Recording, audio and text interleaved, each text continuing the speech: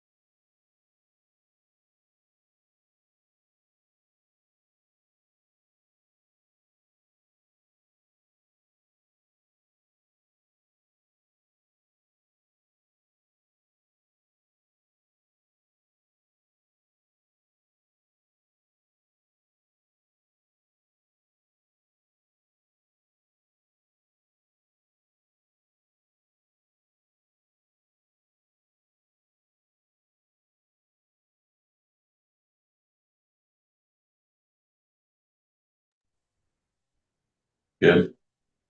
Call this meeting to order. That's a regular meeting, April 27, 2026, 5 p.m. City Council Chamber, 3947 Lincoln Rose, Texas. You'd all rise for the pledge. Let's pray.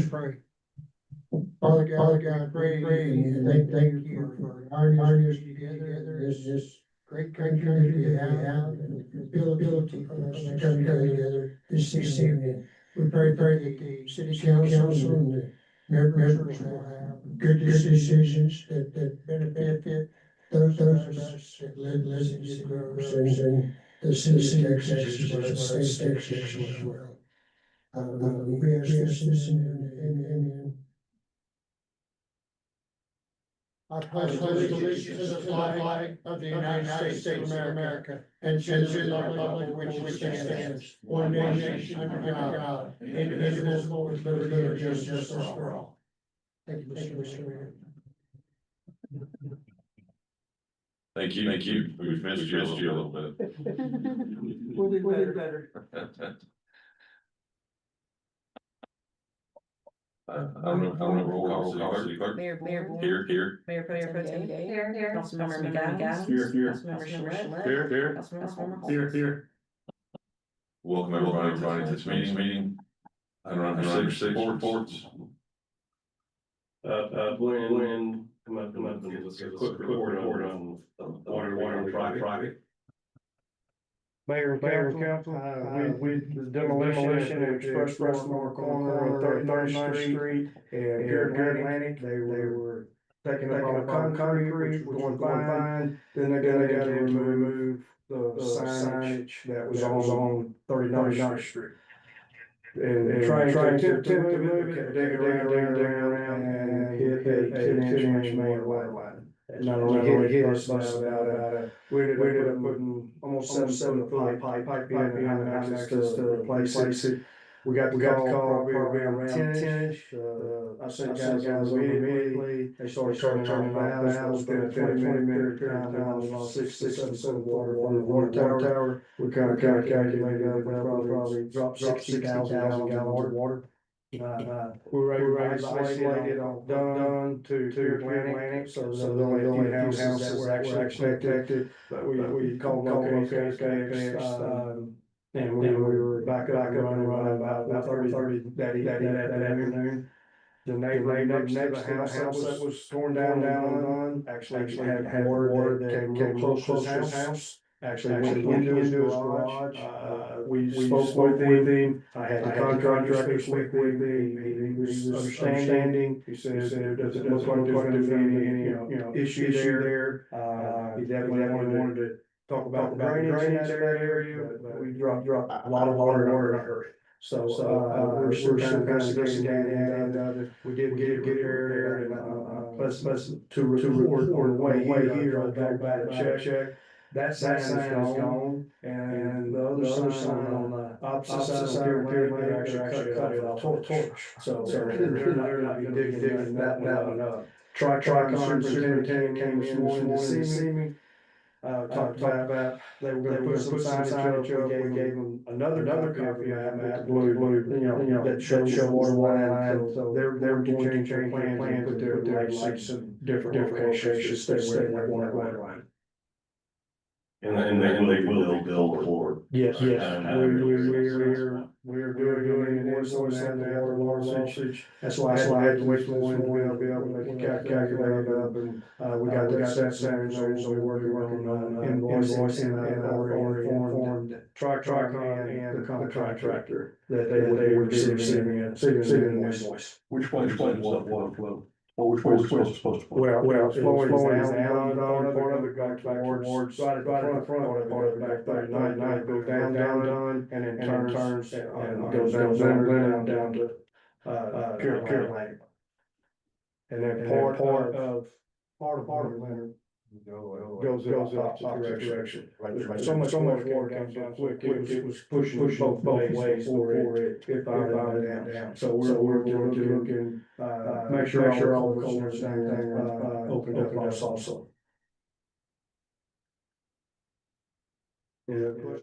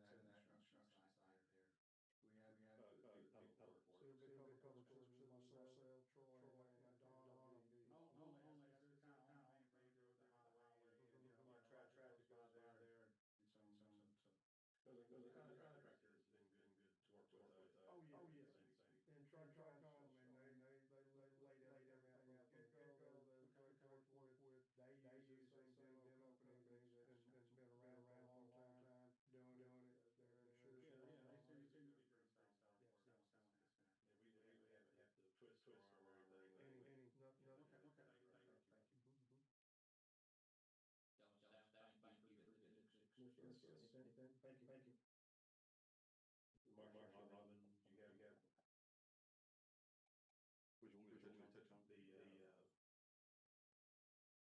Game rooms, they're on, next Weston Hardware. Yes, sir. As has been discussed publicly, there's a business area that may be leaving, and they've basically pointed the amount of traffic or individuals in that area as one of the reasons for relocate. Maybe one of those reasons. I can't say if they're 100% there. But as a result of that, Mr. Cruz asked me to pull calls for services since the last time we discussed the game room specifically in that area. I think we discussed this last November was when we discussed the moratorium and extended it. So I pulled from November 1st through today. I pulled each of the addresses of the businesses there, so also the businesses that weren't game rooms, just to see if there were complaints made, things along those lines. At those locations, I was only able to pull 6 total calls for services. 4 of those 6 that were specific to the game rooms were game room checks that our officers actually initiated. 2 of them, one was for a repo in the parking lot there, and the other one was a miscellaneous call. So none of them necessarily reported that they were complaints made about the business. Now, one thing I do have to stress is many cases when an individual calls our dispatch or our office and asks for a call, so I'd really like to speak to an officer about an instance. Many times when that's entered into our system, it's entered into our police station's address because the dispatcher or the individual taking the call may not know exactly what address their concerns may be pointed towards. I've got about 15 pages of calls for service that I have not made it through. So far in the scan that I did just before the meeting today, I've not seen any specific ones, but I'll continue to look through it, and if anything's necessary, I'll make sure to make an additional report. Thank you. Any other reports? Yes, sir, I'm happy to report that our new website is scheduled to go live on Wednesday. The address, the domain name is grovestx.gov. It's Gov. I will tell you that this is still a work in progress, so it's not perfect. But it's in pretty good shape. Be a lot more features, utility to it than the current website. The domain name the current domain name will remain active for some time. So email addresses, that kind of thing. During the transition, those will remain active, and if somebody uses the old address, it'll still work for a period of time. Okay. Any other reports? No, sir. All right, any citizen comments? Oh, I'm sorry, I missed you. You didn't raise your hand. You didn't I get did a up. little bit. Going back to Start back report. Mr. Mayor, City Council, distinguished guests, Ken Lofton, 3100 Eugenia Lane, Groves, Texas, Commander, VFW 4820. We've got a thing out in the hallway there with some flyers and stuff on it. We're gonna talk about scholarships, because we're just not getting the scholarships that we should be getting. One of my main scholarships is the Voice of Democracy Scholarship. The scholarship was established in 1947. It's an audio essay program that we give out to high school students. And every year, about 28,000 folks do this, and they win their share of $1.6 million in educational scholarships. The national first place winner receives a $35,000 scholarship paid directly to their university or their VOTEC school.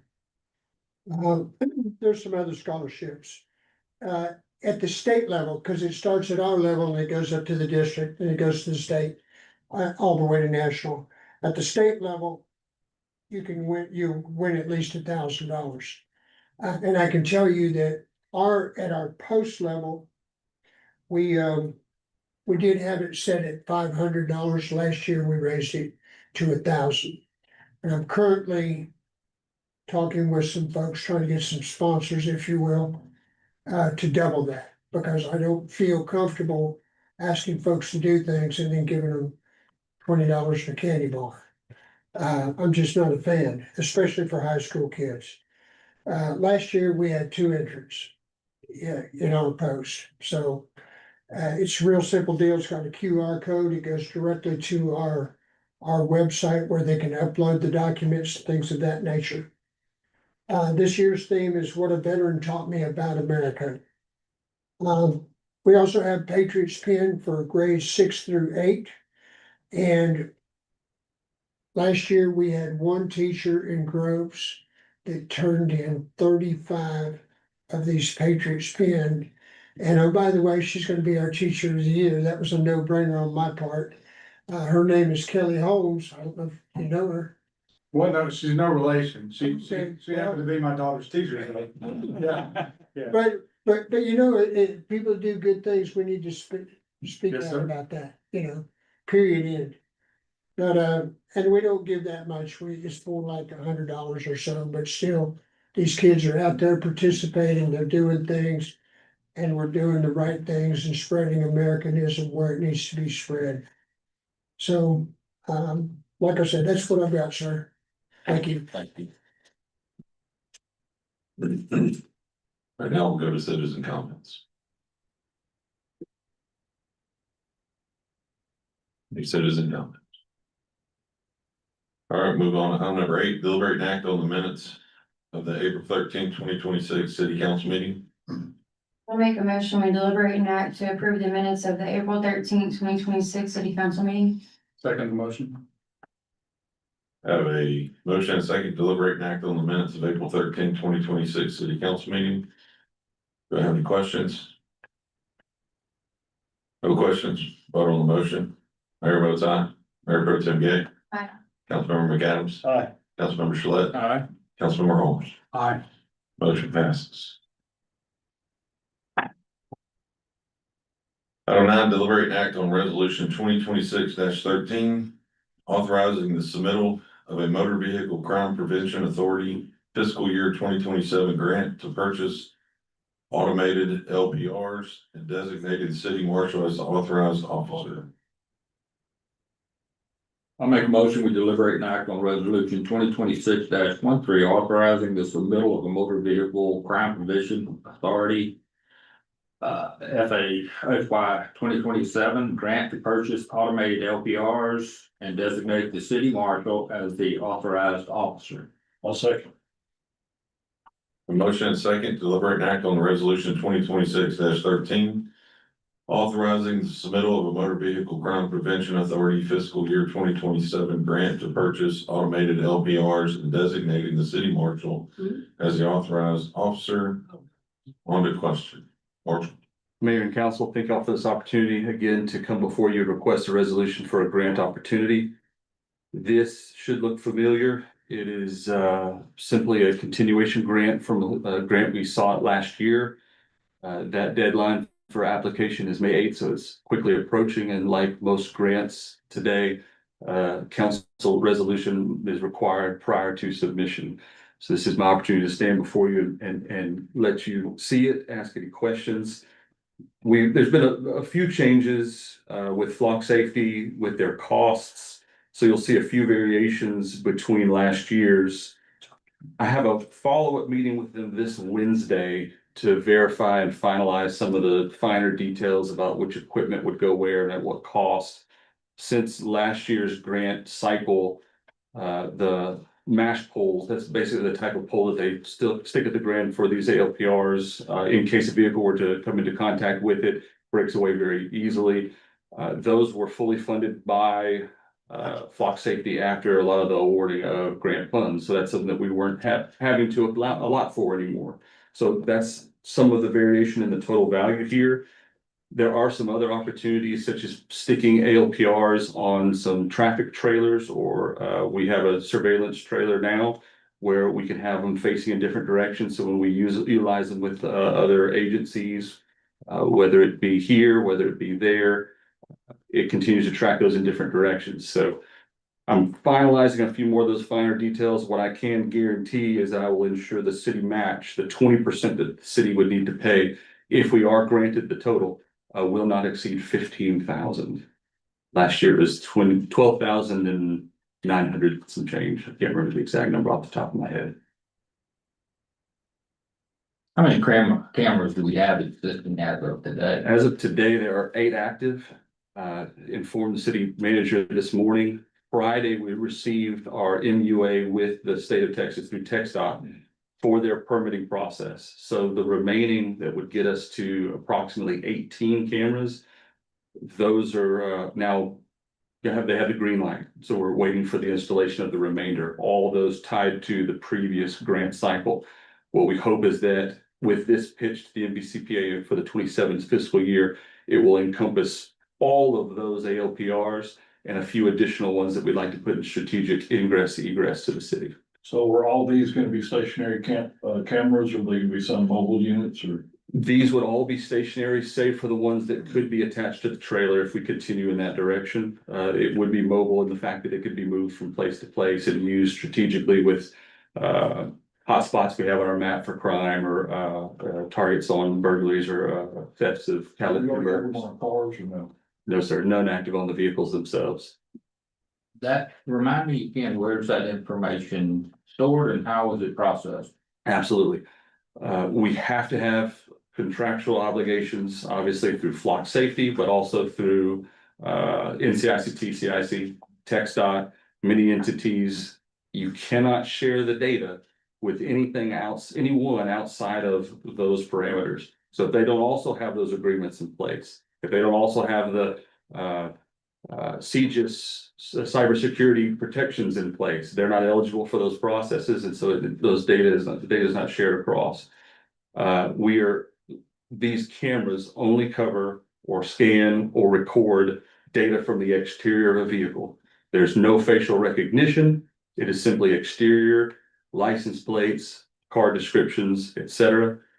Those are stored in a certain database for an approximate period of time. 30 days is how we have it set with our agreement with Flock Safety. It is shared through the TCIC and NCIC only with organizations and agencies that also have those safety measures in place. Marshall, with the potential addition of these, contractually, does that maintain like the lease on the equipment, or do we bear some of that burden as far as maintaining this equipment? Yes, sir. For the equipment themselves, if they were to be damaged by, let's say, a wreck or something along those lines, insurance can obviously take over. We do have some services as part of our agreement that if it were to be damaged in some criminal way, we can have that covered as well. Outside of that, the equipment itself, if it had malfunctions or things that the service agreement obviously should allow for, they replace them on their end. So we do not own them. It is part of the subscription that is annual. So for updates, firmware updates, things like that, they provide it at no additional cost. Yes, sir. Any other questions? No other questions? We'll vote on the motion. Mayor votes aye. Mayor Pro Tem Gay. Aye. Councilmember McAdams. Aye. Councilmember Shalit. Aye. Councilmember Holmes. Aye. Motion passes. Item 10, deliberate and act on ordinance 2026-08, amending the code of ordinances, chapter 19, peddlers. I make a motion, we deliberate and act on ordinance 2026-08. Second. We're tied. All right, give it to Brandon. A motion and a second to deliberate and act on ordinance 2026-08, amending the code of ordinances, chapter 19 for peddlers. On the question, Marshall? Mayor and council. This is an initiative, it's resulted as a few conversations I've had with Mr. Monk. This ordinance has been in place for quite some time with very few updates over the last several years, decades. At the same time, you've seen from news and probably social media that this is still pretty much a hot button topic. After entertaining one company that was obviously violating what we did have in place, Mr. Monk and I sat down and visited about some much needed updates and changes. And we put our heads together. He also put in quite a bit of work and research. And what we're proposing is this update, which does several things. It's going to clarify what entities or what circumstances require this permit versus those things that First Amendment rights and things of that nature allow regardless. It's going to update the application procedures, the instructions, and the process for obtaining them are going to be much more clear to the individuals who seek that peddler's permit to be able to function in our city. There's going to be a registration on the fees, a defined process for exactly how the submission takes place, how the review process works, if there's denials, criminal history, objections, or things along those lines. It's also going to allow an implementation of a voluntary no solicitation list. So citizens preemptively who have no interest in being solicited by people specific to the peddler's ordinance process will be able to put their address on this list. And anytime a company comes to us and says we would like a peddler's permit, after they complete obviously all of their obligations, they'll be provided a list of the active no solicitation addresses, and they're prohibited from going to those addresses. So individuals that are not interested in entertaining that, they won't have to, and it'll be a violation if it's not adhered to.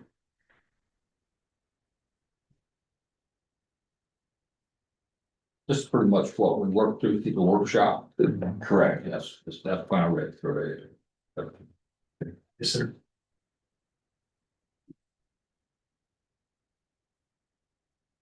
Any other questions?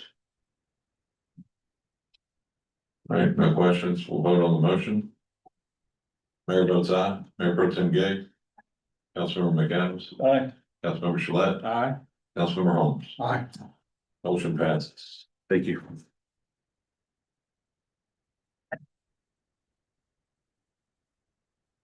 Item 11, Delaware Act on Ordinance 2026-09, amending Ordinance 2025-14 in Chapter 12, Section 12-11, and Chapter 27, Section 27-14 of the Code of Ordinances to correct the scope of exclusive franchise for commercial and industrial solid waste.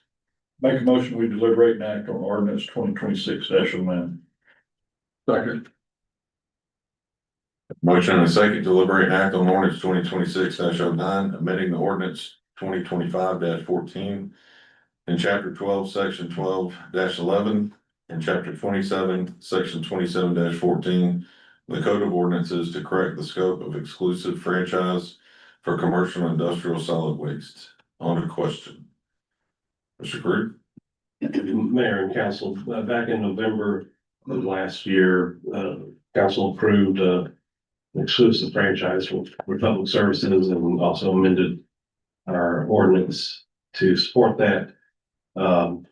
Unfortunately, as we started to roll this out, it became apparent that they did not match in a couple of key areas. The proposed ordinance fixes those differences. It does not change policy, but just corrects the wording so the ordinance matches the contract. And you'll recall from our discussions back in November, and actually, there were a handful of meetings throughout that year where we talked about granting a franchise to a single provider. And the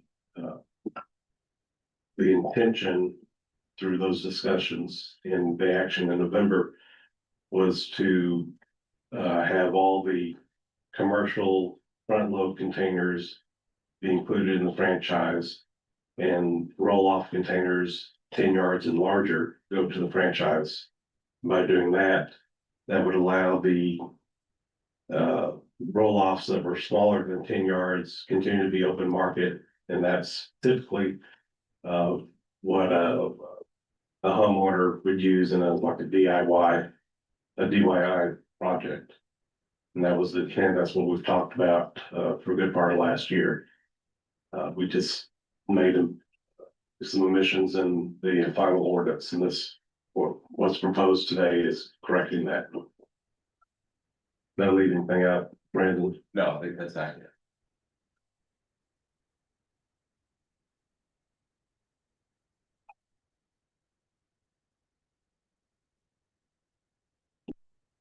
Have any questions? Would you like to say something? I would, please. My name is Terry Hampton and I'm here representing Snoopers Paradise, 5509 East Parkway. Thank you for allowing me to come before you this afternoon. I also want to thank Miss Clarissa. She was a huge help in helping me to navigate the city website. That was difficult. We are here asking that the ordinance 2026-09 stay as it is now written, affecting only dumpsters 10 yards or more. In our case, we now pay a base of $136. Republic rate for the same size dumpster is $161.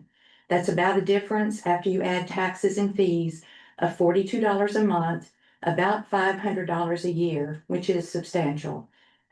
When we were made aware of the change, I did call Public Works to see about getting garbage cans instead for our lease spaces as well as for us. I was told that no commercial businesses could have garbage cans. I have here a incomplete list of gross businesses that just going down the street you can see are using garbage cans. Now, some of them multiple cans. Last Thursday, there were 5 cans outside of a business and they were emptied that day. So are these businesses going to also be forced to get dumpsters? I've spoken to a few of the businesses that have garbage cans and their responses were, if they do this to us, we'll just move to another city. A lot of these small businesses are portable. So is losing property tax monies and sales tax, is it really worth it in the end? We really do not appreciate being dictated whom we can do business with. We had Republic Services once for over a year. We were not happy with their service. They were constantly going up on their fee and they didn't take care of the businesses they should have. So it seems if you're not getting good service or high prices, you should be able to change. If you can do this with waste hauling, it could be done with any trade. Who will be next? The phone, your internet, electrician. Basically, it turns private commerce into a monopoly through ordinances. Seems to take the free out of free enterprise. My main takeaway is when competition is eliminated, prices increase. I spoke to the lady from Republic Services and asked her if there would be increases and how soon. She said, oh yeah, there will be increases and they probably will happen pretty soon. Service is slow and your flexibility disappears. When competition disappears, everyone ends up paying. There also is a House Bill 1227, that is going to address this issue. It is to cap franchise fees at 2% instead of the 5 to 15% that are allowed now. It will prohibit cities from forcing entities to use a single hauler. It reached calendar, it passed committees. However, the Senate session ended before the final vote. Precedent is now set, the stakeholders identified, and arguments documented. It is to be brought back up into the House soon. To recap, we would really like for you to keep the ordinance as is now written, affecting dumpsters of only 10 yards or more. Thank you. You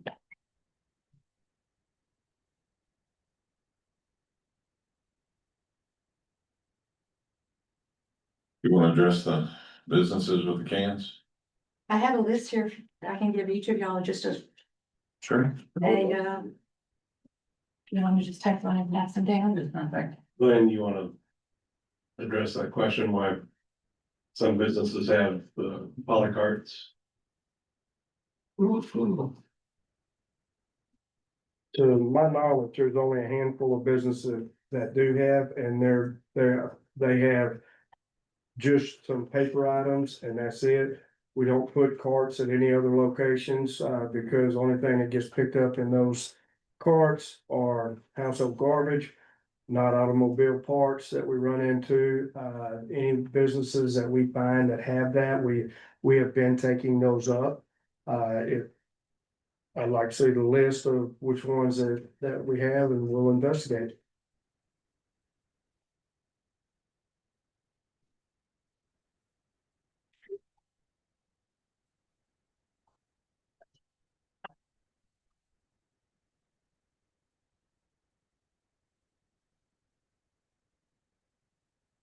Man, how much waste do you generate in a month? Our dumpster, it's a 8 yard and it's emptied every week. It's not always full. Our biggest problem is Cambridge Apartments are right behind us. And every day you see those people, because he has 2 dumpsters, but they're only at one end of the apartment complex. I've called him and asked him if he would spread them out, because the people on the other end that are closer to our dumpster will not walk to his dumpster. They come over and put it in Can you ours. relocate your dump? It's in the back of the store right now. I don't think it would be good in front. No, And we just have one big street behind us. Their dumpster is not in a corral, so it's just sitting out in the open. And the reason that, some of their competitors to Republic are cheaper is because they are not paying the franchise fee, so they're not paying, they're not playing by a level playing ground. They feel it's uneven. So So my question is are we gonna require? we'll check out the list. Yeah, we need to check the list out. It's not a complete list. That actually was me driving around Groves on a Sunday afternoon for about 2 hours. And then on Thursday, when most of those were picked up, I went by again and most of them had a can in front of their business. Mr. Curry, sorry, part of the reason we went to the franchise was so that we could lock in a rate that was supposed to be significantly lower than what you would charge if you went straight to Republic. Is that not the case? And can they continuously go up on their rates? Don't they have a contract with us? This is Laura. Back there. Oh, I'm glad you're here. Welcome to the hot seat. You're the one that gets to answer the questions. For the questions. So, first one is, do we have a contract for your rates and can you go up whenever you want? We go up annually. We bring it to the city council. It is based on CPI, like most raises that happen, whether it's social security or anything else, it's based on CPI. Ours is on the garbage, water, sewer, trash index of CPI, so specifically our industry. And it is annual, yes, sir. Let's require city council approval. We bring it to you, yes, sir. It's on page 56 of your packet. And if we don't approve, Well, we'll talk about it. Sounds like we should find a new franchisee. That's simply for us to recoup as prices go up, our costs go up. Just to recoup that, and, keep in mind, when we're doing that, we're doing it for the 12 months past. do you anticipate going up here? Yes, sir. If CPI has gone up every single year, every index, so it will, that's basically inflation. Is there an average range, percentage wise, or? It is so hard to say right now, especially with fuel, the way it is. The fuel markets and projections right now are all over the place. So I can't even begin to tell you, but I would guess about an average of 3% a year. In past years.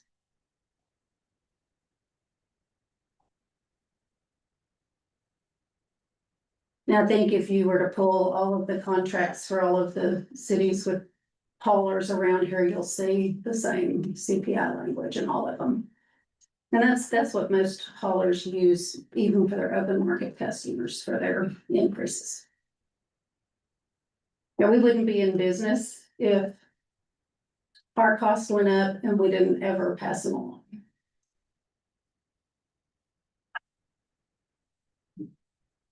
And then to the carts at the cities, or at the carts at the businesses, keep in mind that 4 carts equals a 2-yard dumpster. Those carts don't hold very much. So 4 of those that you have at your house equals a 2-yard. And then one of the challenges we have with businesses that use carts is they're gonna have to cut down all of their boxes. So just give them a little help back there. What other questions? So 4 carts equals 2 yards. Yes, sir. They each are, it's 0.48 of a yard is a 96 gallon cart.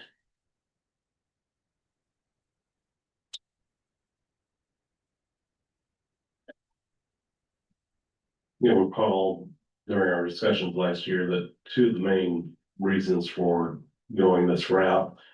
One was we had a number of providers out there who were not registering their vehicles, they were not paying the franchise fee. We had no idea it was out there. Second, because we had all these other trucks, heavy trucks rolling down our streets, it was more wear and tear on our streets. And everybody knows that we have a hard time maintaining our streets right now. So by going to a single provider, that limited the number of heavy trucks that were going up and down the streets. And then, of course, you have the accountability. If there's an issue, you've got your one provider, you call me, I come up here and answer your questions. And then to price, the pricing I do think is fair. When you look at the other competitors in the market, the only ones that were at those really low rates were those little mom and pops. She's talking about Live Oak. There are very few of those in town, less than a handful. For the most part, the people that I've talked to, we are either in the ballpark or slightly lower than what they're currently paying. So we've not had a lot of pushback on rates as we've been visiting people. Just to amend it, it's not Live Oak, it's Ecosystems. I've never heard of them. That's who bought Live Oak. Oh, okay. They're owned by a private equity fund, and that private equity fund is Ecosystems. So it is Live Oak, their operating name, but they were Piney Woods. This is who you currently have your service with, It is. and they provide you with cans? They provide me with a dumpster. With a 8-yard dumpster. 8-yard dumpster. There you go. For a base price of $136 plus the taxes. And the Republic Services for the same size was a base price of $161 plus the taxes in the fee. And I was Ever there. received a franchise payment from Live Oaks or Ecosystems? Have they contacted? No, So a question, Mayor, I'm sorry you didn't ask, but, the ordinances we have written here, is this where the language requires business, owners operating in our commercial districts to have dumpsters in lieu of cans? Or is that somewhere else in our ordinance? That would be elsewhere. This one just deals with the franchise. Just, okay, so I was thinking. And what is the length of the contract that we have currently with Republic? That we approved here, 4 months, 5 months ago, 4 months ago, 5 years. 5 year, and it's in the annual contract. Now, keep in mind with the competitor cans, with the new law that was passed, they do not immediately have to switch over to us. The new law that Texas put out is when you grant a new franchise, if they have a contract with their current provider and they can provide it to the city, they can keep them for 12 months. So in their case, it would be 4 years of that five-year contract.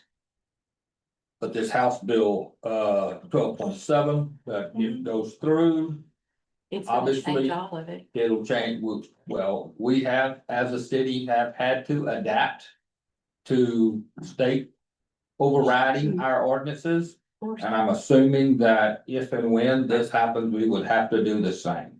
I would think so. And that would basically throw this out the window and start over. If we get told to. I'm curious as to what those changes would mean, but they're not in effect now. No, it is And not. we have a standing. We have a standing ordinance and contract. The language just didn't match. That's basically it. And I just want to say thank you to Miss Ms. Hampton, Ms. Kate Park. Yes, ma'am. For coming and speak to us this evening. I know he's had a lot of legwork when we put the franchise fee back in the fall. And there were some reasons. I know sometimes we don't always do the best job of communicating to citizens and to folks in business. But I know there were some perks to having a single provider and having that discounted rate if the business owner. Chose to go through them. Can I say one other thing? Though, I didn't even know that this had happened until you came to this. About a year ago, she came by and you brought me all the papers and wanted us to switch over. Yeah, And, that wouldn't have been me. okay, well, she looked like you. But someone from Republic came and we said, no, it's not gonna work for us. The price is just too much. And then when you came in, I guess it's been about 3 weeks ago. Yeah, it's just been a few weeks. Yeah, that's the first we even knew about this. I mean, we knew nothing that it had happened, that it was gonna happen.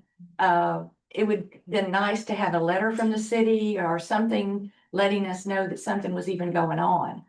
Cause, the communication was not there.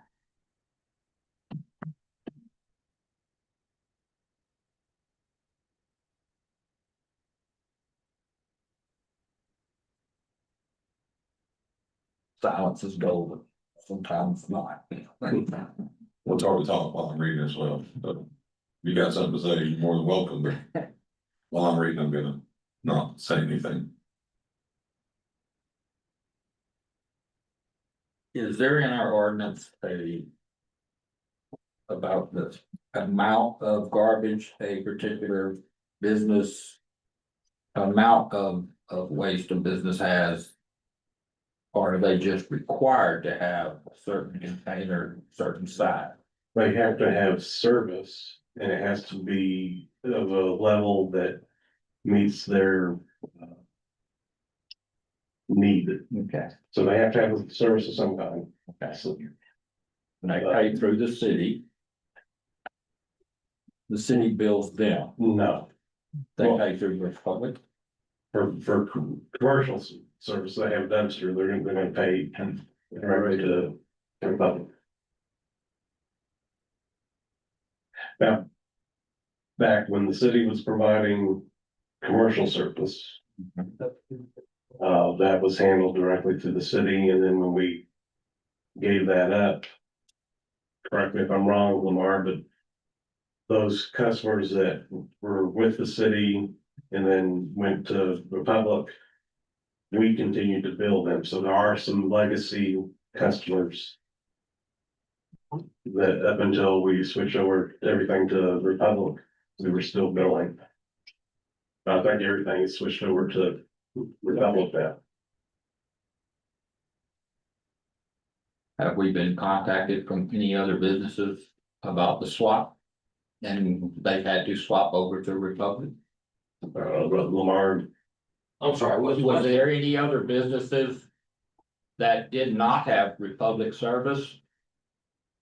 Did they swap over to Republic service? There's no way for us to know that. If they didn't come through the city, we have no idea. but nobody has called utility billing, Hmm. and nobody's contacted. Nobody's contacted. Other than, Terry.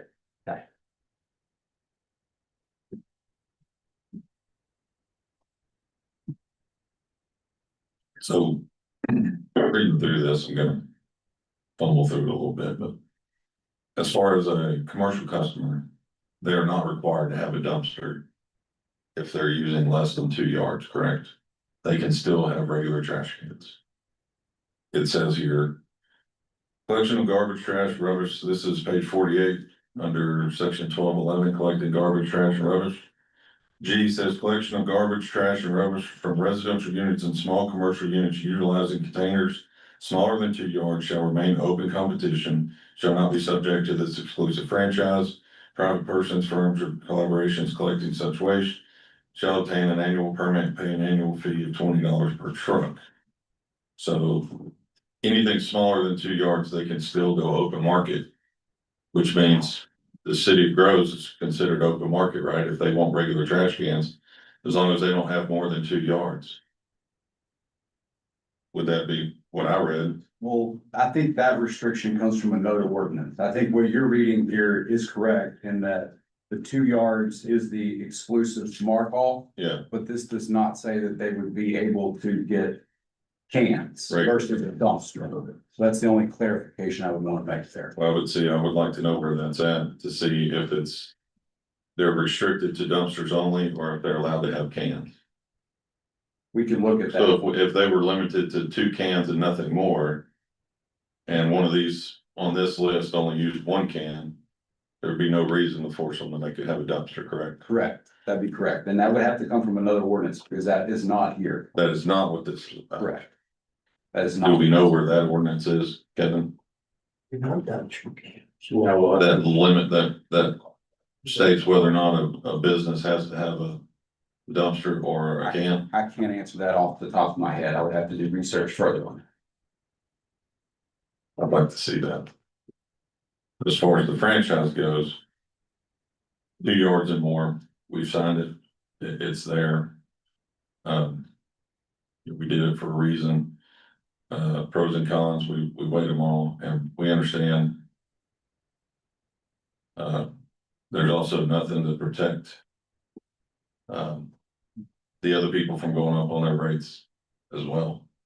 They could come tomorrow and say it. At least we're getting 12 months out of it. And I do have Republic at my business, and they're there at the same time every week. They pick up, they even close the doors to my gates when they don't have to. So they've done a good job for me personally. Is there a way to secure your dumpster? So it doesn't get, You can put, unwanted? you can put a lock on it, which Republic or any of the dumpster companies, you do buy it from them. They have the key and they do it. The problem is those people, if our dumpster is full, all they do is line it up around it. That key is not gonna keep them from just dumping stuff on the ground. You have cameras on your dumpster? We are. We don't right now, but I posted cameras 24 hours a day. And the amount of crawfish tails that were dumped in my dumpster were eliminated. Also caught the kid who was climbing in and out of it. Cameras are a significant way to enforce that. And I'm sure our marshal would be happy to help with that. And cameras, they're not cheap, but they're not crazy expensive, but they do help. But even a lock's not gonna help. They're just gonna throw it on the ground, and Exactly. then we'll have the problem after that, because we've already cleaned that road up quite a few times from that happening as well. at the end of the road right now, there must be 8 tires. They just keep piling them up back there. Get some cameras, one of it. How long we got rid of that guy? You can get some cameras and apply to the EDC to have them paid for. And then report those littering instances to us. We'll be happy to look into them. Okay. Get one of those license plate readers over there, find them real fast. I think I have a 20-foot trailer to go. Ms. Hampton, thank you for your list. I would like to get some information on what ordinance and where that's at for the commercial. And see if that needs to be revamped to take care of some of this. Cause if they're using 1 trash can or even 2, the cost of having those dumped versus a 2 yard is gonna be significantly different. And that could help some. Now with the 8 yard, I'm not sure we can help you much with that. Hopefully we can. Well, we have the 8 yard because we have our lease spaces and we provide that for the lease people to also be able to put their trash in there. So that's why I had said, when I had called, and I think this is the gentleman I spoke to, Glenn. Mr. Glenn. And he said, no, you can't have a garbage can. And I said, well, I'm looking out my window right now and there's 2 sitting at Collisions. And his words were, we'll come pick them up. Well, they're still there. while we're looking into figuring out where these things are at. Well. And I'm not gonna tell you how to do your business, but. You can do like Republican and pass that $42 a difference onto your lease spaces. Well, when you were leasing from us, I don't think you would have wanted that added to No. yours. Okay. Any other questions? And thank you for the information and this decision wasn't made without thought. We had, I think we had multiple workshops on We this, did, yeah. yeah. And yeah, we do have to look at what's best for the city as a whole. We don't like to, you know, dismiss anyone's feelings. But what's great for one person may not be always great for the entire city, so. It definitely wasn't it definitely wasn't personal. It was business, so, I didn't actually expect to come here and have it changed. I just wanted it to be brought out that there are two sides to things a lot of times. And I think the communication part, I mean, I would have been here a long time ago had I known this was going on. And I would have more research, because I just did this in the last week or so just to see exactly how it goes and which way it worked. And it was a learning experience. I absolutely agree with you about the communication. Apparently there is something we need to work on as far as effectively communicating. And we have a website, but we're here twice a month. Yeah. Sometimes more with workshops. All of them are posted online. They're posted on the doors. And the agendas are posted as well. So short of calling every single person every time we have a meeting, you know, I don't know that we can do that. No, I wasn't referring to that. So it is, you know, we do a standard to make sure everyone knows what's going on. But then again, if you don't ever see it, you still don't know. With the new website on Wednesday, you can sign up and subscribe to receive the agenda as soon as it's posted Very good. For all meetings. for all meetings. Or whatever ones you want. We just had to wait 4 years for the website. 3, I'm sorry, this is 3? You've been here 3 years? 2.5. 2.5 years? Okay, not quite 3. Okay. Any other questions or comments, concerns? Anybody else? All right, no other questions. We'll vote on the motion at hand. Mayor votes aye. Mayor Pro Tem Gay. Aye. Councilmember McAdams. Aye. Councilmember Shalet. Aye. Councilmember Holmes. Aye. Motion passes. I see you lost it. Up there.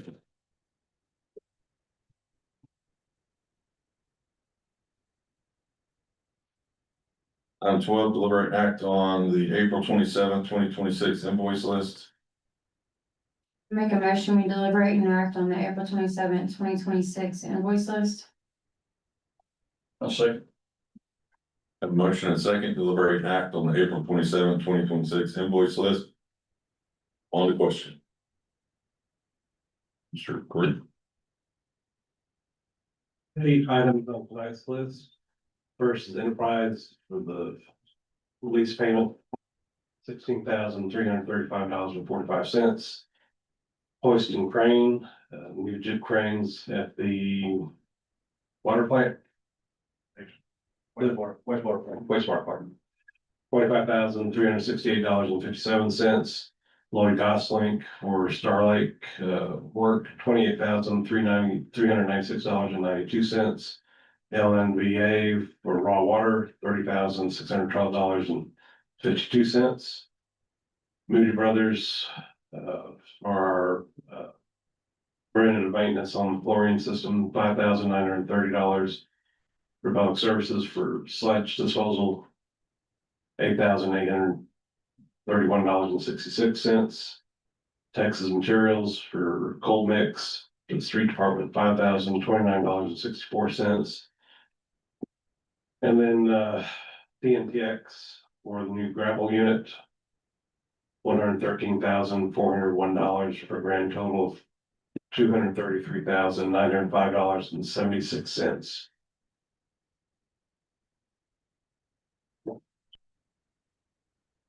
Questions? Fish Creek, the gravel unit is the dry trash pickup. Correct. We got a new arm for it. This is a new truck. It's a whole new truck. It's a whole new truck. Okay. We paid half last year and then. Oh, okay. And has it been delivered yet? Yes, it's this far to get on the road. Okay. What do we need? Some stickers? That we. What are we waiting on? We actually, Have received it. There was a little loose wire that had to send it back to the shop, but it should be back any day now. yeah, Okay. it might be back, a bit back or more, but then we had to put lights on, we put more lights on, we put more reflective tape on it, put the emblems on the side of The it. horn, backup sensors. All of it. Okay. And then, for the crane hoist and trolley, is that, budgeted item or emergency item? It is basically an emergency item. They tried changing that pump and everything broke on them, so. Get that repaired. Big, I actually get a new one actually. Is that a mobile or is it, You know the yellow cranes that are at the lift Yeah, stations, okay. it goes on that.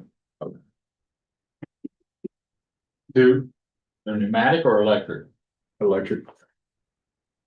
Do we have any, regular scheduled inspections? Yeah, they do. Those certs on, is it? They do that, and we actually hire a company to come do those as well, so whenever they inspect it, it's in bad shape, so. Thank you. any other questions? No other questions? Vote on the motion. Mayor votes aye. Mayor Pro Tem Gay. Councilmember McAdams. Aye. Councilmember Shalit. Aye. Councilmember Holmes. Aye. Motion passes. All right, item 13, city council holding an executive session pursuant to the provisions of chapter 551, the Texas Government Code in accordance with the authority contained in section 551.0711A, consultation with an attorney when the government body seeks the advice of its attorney about pending or contemplated litigation. Section 551.072, deliberation regarding real property. We will enter into executive session at 6:01. Hang out, we'll be back in a little. Thank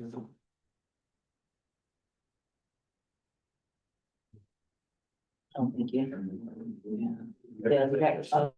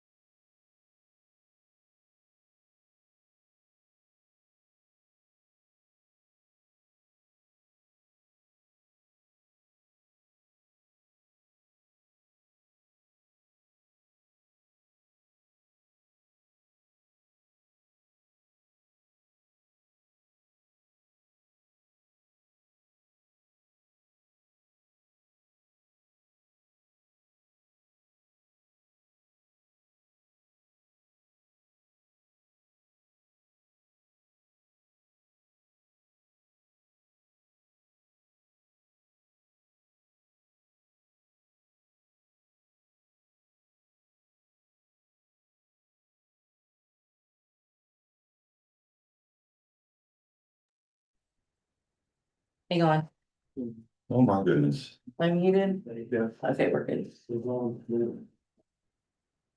reconvene back in the open session at 7:08. And we'll go into council member comments. Anybody got anything to say today? Okay, adjourn at 7:09.